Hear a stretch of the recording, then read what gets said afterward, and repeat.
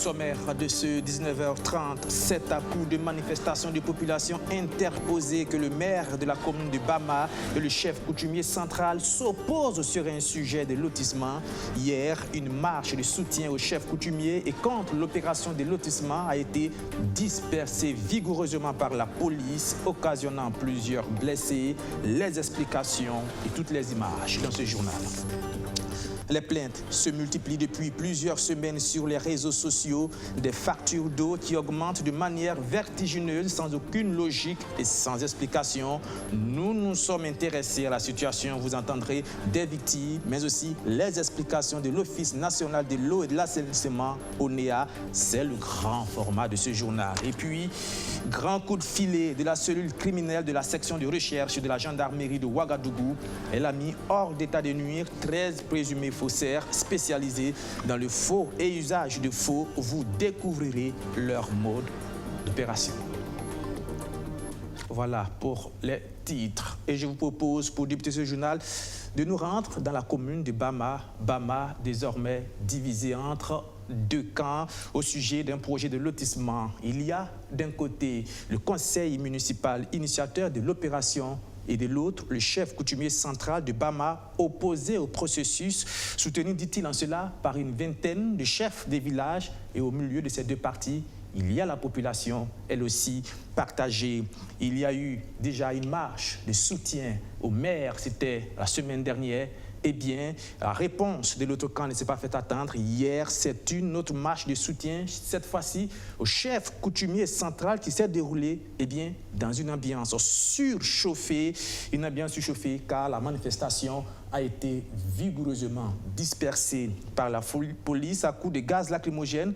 On a aussi assisté à des scènes de course-poursuite ayant occasionné des blessés. Reportage Jacob Zongo, Sotou Justin Dabiré. Attention, les images peuvent choquer. Des populations opposées au lotissement dans la commune de Bama marchent pour exiger la fermeture de la mairie. La marche est partie de la cour du chef coutumier central de Bama jusqu'à la mairie. Une fois devant la mairie, les manifestants font face à un dispositif de la police. Un dispositif qui ne décourage pas les marcheurs déterminés à aller jusqu'au bout de leur action.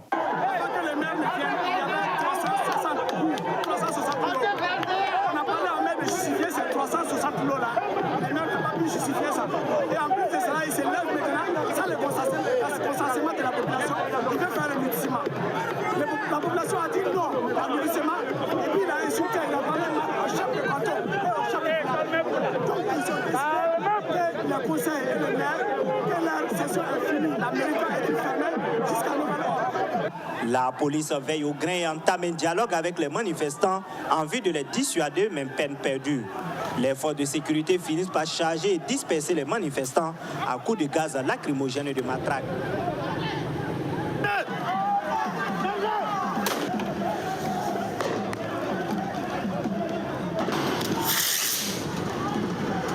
La course-poursuite entre policiers et manifestants à occasion des blessés, mais n'affecte pas le moral des manifestants, plus que jamais déterminés. La marche de ce matin consiste à donner un avertissement au maire, parce que depuis la semaine passée, on lui a remis une note des gens de laisser carrément la mairie. Voilà, et de sursoir toute activité de lotissement. Et nous avons donné notre note, joint aussi la note d'un PV que les chefs de village ont signé, soit disant qu'ils ne veulent plus de ce maire ici, parce qu'il est en train de mettre en conflit des ethnies ici. Et pour cela, on lui demande vraiment d'arrêter toute activité au niveau de la mairie. Raison pour laquelle la population est sortie pour venir donner un avertissement au maire. Voilà, pour lui dire vraiment de laisser la mairie dans un bref délai. Voilà, s'il ne le laisse pas dans un bref délai, nous allons ressortir pour le faire partir. À l'absence du maire, c'est son premier adjoint qui invite les manifestants à plus de retenue. Des manifestants qui portent la voix du chef central de Bama et d'une vingtaine de chefs de village de la commune exigent du maire et de son conseil municipal l'apurement du passif foncier de plus de 300 parcelles de l'ancien conseil municipal avant tout nouveau projet de lotissement. Sur la question, voici la réponse du premier adjoint au maire de Bama. C'est mal compris. En fait, le passif, nous, on l'a fait à huis clos. Les conseillers, le maire, on l'a fait à huis clos. Et je pense que le travail qui a été fait en 2014, le maire a remis une copie au chef. Tout en lui disant que s'il ne comprend pas, il n'a qu'à venir vers lui et demander. Je me dis que dans tout ça, il y a peut-être un problème d'intérêt qui est en dessous. Il y a peut-être un problème politique qui est en dessous.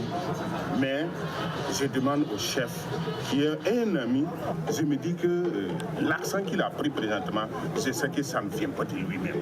C'est trop fort que lui. Mais, pardon, il faut que l'État burkinabé se lève pour mettre les points sur les i, parce que l'administration est l'administration. Au moment où nous quittions les lieux, la course-poursuite entre policiers et manifestants se poursuivait. Aux dernières nouvelles et d'après une source locale, le calme serait revenu dans la commune. Avec cette nouvelle manifestation, le bras de fer est ainsi engagé entre le chef coutumier central de Bama et le maire de la commune sur la très sensible question des lotissements dans cette partie du Burkina Faso. Ce conflit qui secoue la commune de Bama n'est pas un cas isolé, bien au contraire, et il témoigne de la tension permanente qui règne dans le traitement de la question foncière au Burkina Faso.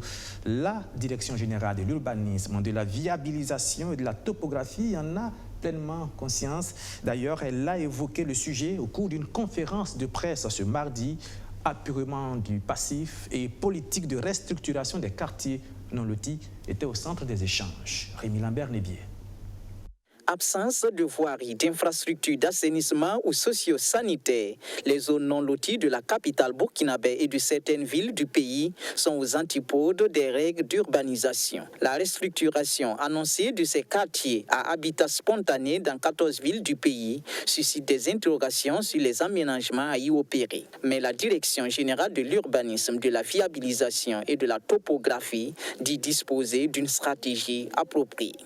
Cette stratégie donne globalement la voie à suivre en matière de traitement de l'habitat spontané dans notre pays.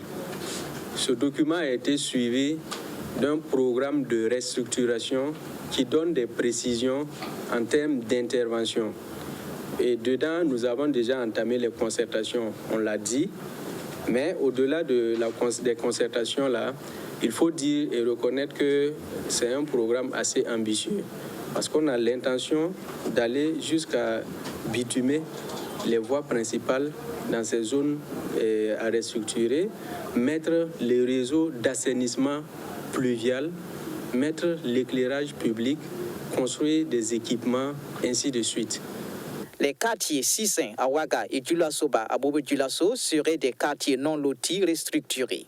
Des exemples réussis qui renforcent le capital expérience du ministère de l'Habitat en la matière.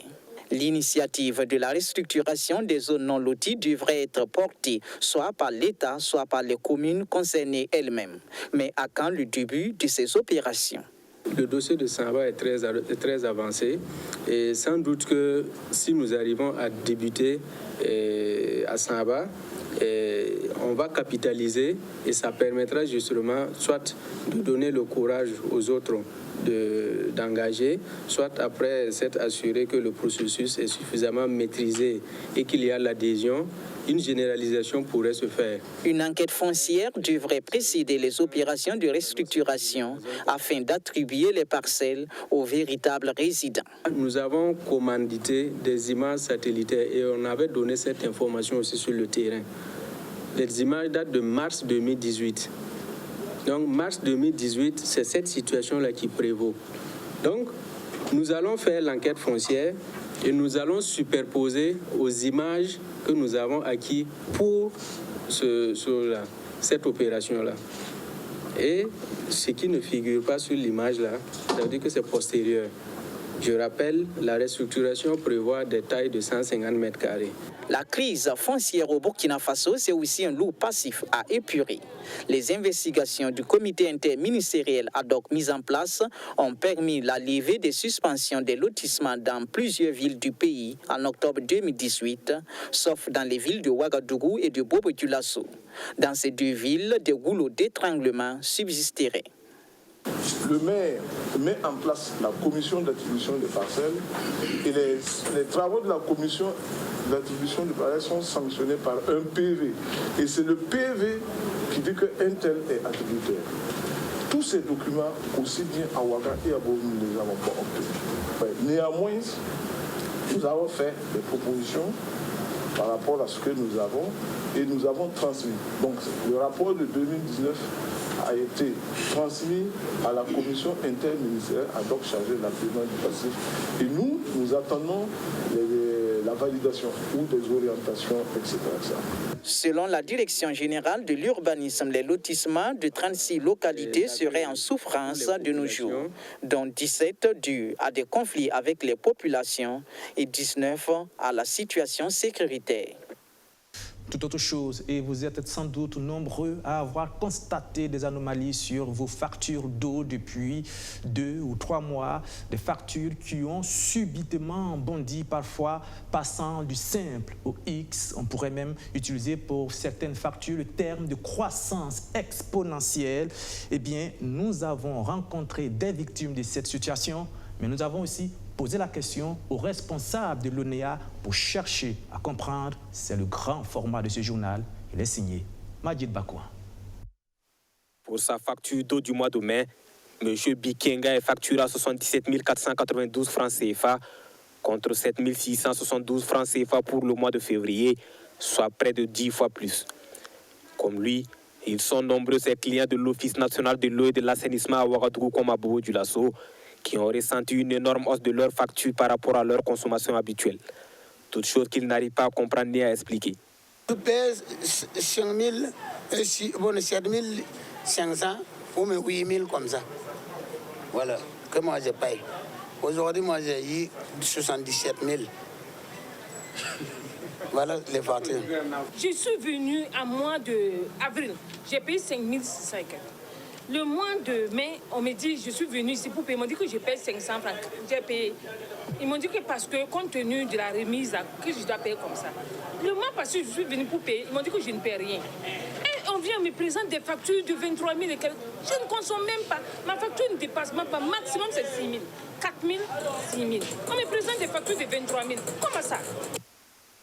À quoi est dû ce dysfonctionnement dans la facturation de l'ONEA?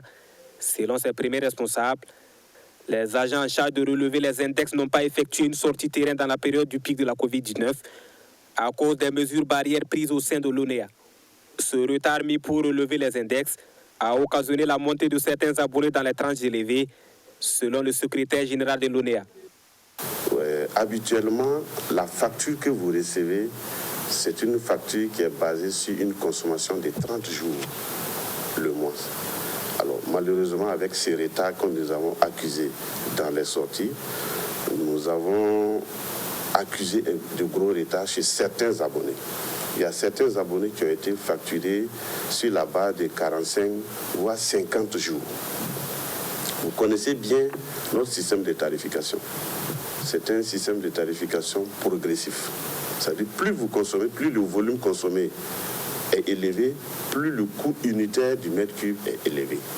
Donc, quand vous faites un peu ce calcul avec cette situation, tout de suite, nous nous retrouvions dans des situations exagérées. L'autre situation qui passe mal chez les abonnés de la Nationale de l'eau, c'est la réception simultanée de 2 factures. Une facture sur relevé de l'index du compteur du client et une autre sur estimation de la consommation moyenne du client. On me dit que je paie en août, le 8, le 31 août. Voici ça ici. Et voilà, le 31 juillet. Mais il n'y a pas de relevé. Il a relevé comment? L'imagination? Sur cette question, les premiers responsables de l'ONEA donnent des précisions. Selon eux, cette situation est liée au système du relevé bimensuel. Un nouveau système qui permet aux agents de l'ONEA de relever l'index du compteur des clients tous les 2 mois. Ce n'est pas des consommations à venir. Il faut que ça soit clair. Parce que les gens pensent qu'on veut prédire les consommations à venir. Non. C'est la consommation passée. Comme on n'est pas sorti, on estime sur la base de la moyenne de consommation des clients et on le repositionne. Maintenant, quand on sort sur le terrain, si on constate que ce qu'on a donné comme estimation ne correspond pas aux habitudes de consommation du client et que, exceptionnellement, ça a bougé, les données ne sont pas cohérentes, on garde cette facture, on ramène en agence et on procède à une correction avant de ramener la facture. Si certains pensent que cette surfacturation vise à combler le vide laissé par les mesures de la gratuité de l'eau dans le cadre de la Covid-19, pour l'Office national de l'eau, il n'en est rien. Tous les volumes d'eau qui ont été consommés durant la gratuité ont été facturés à l'État. Donc l'État va nous payer les volumes d'eau qui ont été consommés dans le cadre de la gratuité. Donc je ne vois pas encore pour quelles raisons que l'ONEA va encore chercher à arnaquer sa clientèle. L'ONEA dit être conscient de la situation et procédera au retraitement des factures comportant des anomalies. Toutefois, elle précise que ce dysfonctionnement n'a aucun lien avec le relevé bimensuel. Voilà, changement de cap, chapitre sécurité, c'est une rencontre qui s'inscrit dans une vision de la collaboration entre les acteurs de la chaîne pénale pour plus d'efficacité dans la lutte contre la criminalité. Depuis hier, une conférence de partage d'expériences réunit des magistrats et des officiers de police judiciaire. Justin Amonto, les détails. La montée de la criminalité au Burkina Faso impacte énormément le développement socio-économique du pays des hommes intègres. Face à cette situation, les acteurs de la chaîne pénale restent déterminés pour une justice plus performante en phase avec les aspirations de la population. Au cours de cette conférence, magistrats et officiers de police judiciaire réfléchissent sur les stratégies à mettre en place pour lutter contre la criminalité au Burkina Faso. Les criminels ont tous les moyens qu'il faut pour pouvoir commettre leurs forfaits. Si les acteurs publics de la répression ne sont pas aussi aguerris, ne sont pas aussi formés, ne disposent pas d'assez de moyens pour pouvoir y faire face, bon, c'est la délinquance qui prendra les décis. C'est une occasion à travers dans cette conférence de pouvoir décrypter l'ensemble de ces difficultés, de voir les solutions qui doivent être proposées en vue donc d'une réponse pénale appropriée à la lutte contre la délinquance économique et financière et au terrorisme. Contre le terrorisme, l'engagement du gouvernement est fort affiché. Des réformes législatives et institutionnelles sont opérées en ce sens. Il est clair que depuis l'adoption de la loi 05 et 06 en 2017 portant création des pôles spécialisés, il était devenu vraiment important que les acteurs de la chaîne pénale puissent se rencontrer. Vous savez que les pôles spécialisés en matière économique, il n'y a que 2. Et en matière de terrorisme, il n'y a qu'un seul. Donc il est important que les acteurs puissent se rencontrer pour échanger et puis poser effectivement les bases d'une bonne et saine collaboration. Appuyée techniquement et financièrement par le Royaume du Danemark, cette conférence a aussi pour but de créer un cadre favorable pour un partage d'expériences en matière de la direction de l'enquête policière par le parquet. Lutte contre la criminalité encore, mais cette fois-ci nous passons de la théorie à la pratique. Ils sont 13 présumés faussaires spécialisés dans le faux et usage de faux qui ont été mis hors d'état de nuire au terme d'une enquête menée par la gendarmerie nationale. Comment cette enquête s'est déroulée? Élément de réponse, Alexis Belem Naba. Suite à une plainte d'un directeur général d'un service public de la place contre X pour faux et usage de faux en écriture, le procureur du Faso a diligenté une enquête. Une enquête approfondie menée par la cellule criminelle de la section de recherche. L'exécution des termes de recommandation ont permis l'arrestation d'un sieur AWK, directeur général d'une entreprise évoluant dans l'électricité et dans le BTP et 12 de ses complices. L'affaire commence depuis novembre 2018. Le chef d'entreprise, donc, AWK, qui est le directeur, a l'intention de booster ses affaires économiques et financières. Il opte de contracter un prêt de somme d'argent auprès d'une structure financière de Ouagadougou. C'est ainsi qu'il monte un marché fictif, faux, qui en réalité n'existe pas, au nom d'un service de l'État, mais au profit financièrement de son entreprise. Un huissier sollicité pour la cause a assuré le nantissement du faux dossier d'offre de marché public. C'est ainsi que le montant en numéraire de 28 700 000 francs, 28 700 000 francs a été décaissé par la structure financière ciblée par les faussaires. Plus de 43 millions de francs CFA étaient attendus par la dite entreprise. Au cours des investigations judiciaires, plusieurs diplômes ont été saisis par la cellule de la section criminelle. Nous avons la photocopie des diplômes de technicien supérieur en hydraulique et de l'équipement rural, au nombre de 1. Des photocopies des diplômes de master en développement 1. des photocopies du diplôme du brevet de technicien supérieur d'État, BTS, nombre de 1. Photocopie de l'attestation du brevet de technicien, ça c'est au niveau Mali. 1. Photocopie du BEP, on a 6. Les photocopies du CAP-CAP, on a 3. Au total, nous avons pu saisir 41 diplômes, dont 32 diplômes dûment remplis et 9 diplômes vierges. Et ce n'est pas tout. Des photocopies légalisées, des permis urbains d'habitation, des attestations d'attribution de parcelles, des attestations vierges de soumission au marché public, un plan cadastral tous faux et des appareils servant à la confection de faux cachets ont été également saisis. La cellule criminelle de la section de recherche attire l'attention des populations et les structures de l'État sur les pratiques d'exercice illégal de profession. Venons-en maintenant à ces chiffres sur les accidents de la circulation. Selon l'ONASER, la route occasionne chaque année plus de 20 000 accidents et tue plus de 1000 personnes au Burkina Faso. En cause, les mauvais comportements des usagers de la route. Il faut donc insister sur la sensibilisation. Eh bien, c'est tout le sens de la semaine de la sécurité routière lancée hier à Koudougou. Luc Pabelgem. Des équipes de l'ONASER, l'Office national de la sécurité routière, déployées à Koudougou de ce lundi 6 juillet pour une semaine. Objectif, faire en sorte qu'il n'y ait aucun accident dans la cité du Cavalier Rouge pendant leur présence et qu'il y ait moins d'accidents après elle. Les accidents de la circulation arrachent à des familles près de 1 400 000 personnes par an dans le monde, ce qui fait dire généralement que la route tue. Mais est-ce vraiment la route qui tue ? Sur les principales causes des accidents qui endeuillent, qui paralysent, qui traumatisent et qui détruisent, les mauvais comportements des usagers de la circulation sont cités.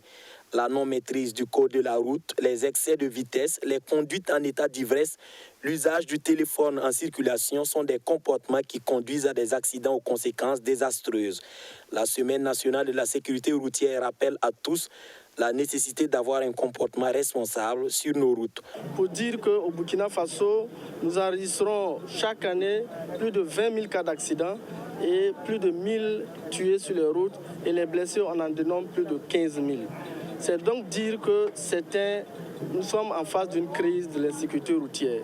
Mais nous avons analysé un peu le phénomène et nous sommes convaincus que l'excès de vitesse et les vitesses excessives constituent pour 80% à la gravité des accidents. On peut avoir un accident, mais la gravité et le nombre de tués, en tout cas, la vitesse est la principale cause. Pour vous donner un exemple, quand nous sommes en rase campagne, c'est-à-dire entre les villes où les gens vont vivre à lieu, pour 100 cas d'accident, nous avons 20 tués et près de 120 blessés graves. Comparativement en agglomération où les gens sont contraints de rouler un peu en respectant les limitations de vitesse, nous sommes seulement pour 100 cas d'accident à 3 tués et moins de 70 blessés. Choquer pour sensibiliser, c'est la stratégie du ministère des Transports, de la mobilité urbaine et de la sécurité routière. Des images de scènes insoutenables de personnes écrasées par des automobiles, des témoignages de victimes d'accidents comme celui de cet estropié qui confie avoir traversé la route sans regarder sous l'effet de l'alcool pour se réveiller aux urgences et se déplacer depuis lors en béquille, sont les moyens choisis pour convaincre ceux et celles qui s'amusent avec leur vie et celle des autres. Vous avez vu, nous avons regardé donc comment avec les caméras les vitesses sont repérées. Et nous avons vu aussi comment on interpelle donc les camions autour donc des feux tricolores. Et ici, c'est les feux donc stop, donc les panneaux stop que nous sommes en train de regarder. Donc je crois que l'Office national de la sécurité routière veut, à travers notre ministère, montrer que c'est un enjeu important et le Burkina Faso doit se remobiliser pour que nous puissions vaincre donc cette situation d'insécurité à travers donc l'ensemble des routes de notre pays. L'ONASER, à la faveur de cette semaine nationale de la sécurité routière à Koudougou, a offert 37 panneaux de stop à la commune et va continuer la sensibilisation avec l'aide de la gendarmerie, de la police nationale et de la police municipale. La Poste Burkina Faso poursuit sa politique de proximité envers ses usagers dans la région du centre-sud, commune de Tiébélé. Eh bien, il y a une nouvelle agence Poste Burkina Faso. La structure a été inaugurée en début de week-end dernier. Majid Bako. Des pas de danse à la hauteur de leur choix. Leur commune Tiébélé vient de rejoindre le cercle des communes ayant accès aux services postaux. L'agence flambant neuve composée de 3 guichets et des bureaux est inaugurée ici en présence de plusieurs membres du gouvernement. Une agence qui va offrir des services postaux classiques et modernes à la population de cette localité. L'activité économique est florissante dans la zone et la Poste se doit également de s'installer pour offrir les services courriers.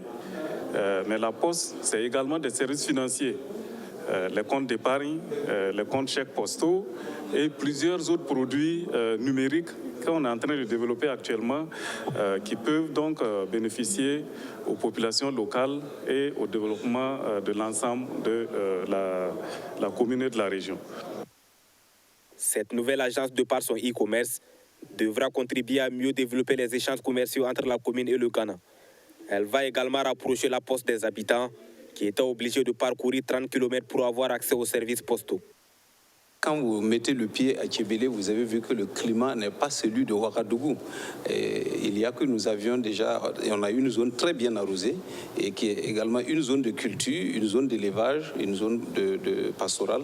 Et ça fait qu'il y a beaucoup d'échanges aussi commerciaux avec la République sœur du Ghana et il y a beaucoup d'argent qui circule. L'ouverture de cette agence va permettre de sécuriser les biens des personnes au niveau donc de notre commune. L'inauguration de cette agence entre dans le cadre de la mise en œuvre du premier engagement contrat-plan qui consiste à augmenter le nombre d'infrastructures postales sur le territoire national. Cette agence est la 116e du réseau postal national et la 46e agence de zone postale du centre. Renouvellement à la tête de plusieurs clubs de Rotary à Ouagadougou. Une soirée de passation de charges a permis à 6 nouveaux présidents de s'installer officiellement. Juliette Tougri. 6 présidents de Rotary Club de Ouagadougou passent la main à leurs successeurs pour 1 an de mission. Le flambeau est ainsi reçu par les présidents entrants pour élever de nouveaux défis dans l'amélioration du bien-être des populations. Également 1 an de mandat pour affirmer un leadership pour le dynamisme du Rotary Club Burkina. Et surtout servir d'abord. On est fiers de servir et de transformer les difficultés d'une communauté en opportunités. Et c'est surtout ça qui fait notre fierté. Que j'ai une lourde tâche, c'est la communication et l'assurance des membres d'abord. Et surtout l'implication de nos PDG, de nos leaders en fait. Et surtout, ne pas hésiter à aller vers eux pour les conseils. Le mandat des présidents sortants a été marqué par la crise sanitaire, mais les activités menées sont jugées satisfaisantes. La présidence a été marquée par beaucoup d'actions, mais on va retenir l'action phare qui consistait à aider des écoles, voilà, en leur offrant quand même des équipements pédagogiques, et en les offrant du matériel de santé pour la lutte contre le Covid-19. Donc, au-delà de ça aussi, on a eu à faire des recrutements. Vous savez que le Rotary Club, c'est les recrutements. Voilà, on a procédé à des recrutements, on a eu 3 membres. Voilà, c'est un gain positif. Le Rotary Burkina compte 11 clubs, dont 1 à Pau, 1 à Banfoura, 2 à Bobo-Dioulasso et les 16 autres à Ouagadougou, regroupent environ 200 Rotariens et relèvent du district 9101 qui regroupe 87 clubs dans 10 pays de l'Afrique de l'Ouest. Et pour terminer, direction la France, où il y a un nouveau gouvernement depuis hier. Parmi les entrants, Maître Éric Dupond-Moretti, l'un des ténors du barreau de Paris. Il a à son actif plus d'une centaine d'acquittements. C'est lui qui occupe le portefeuille de ministre de la Justice, garde des Sceaux. L'homme est connu pour ses coups de gueule et pour ses particularités. Retour sur le parcours de Maître Éric Dupond-Moretti.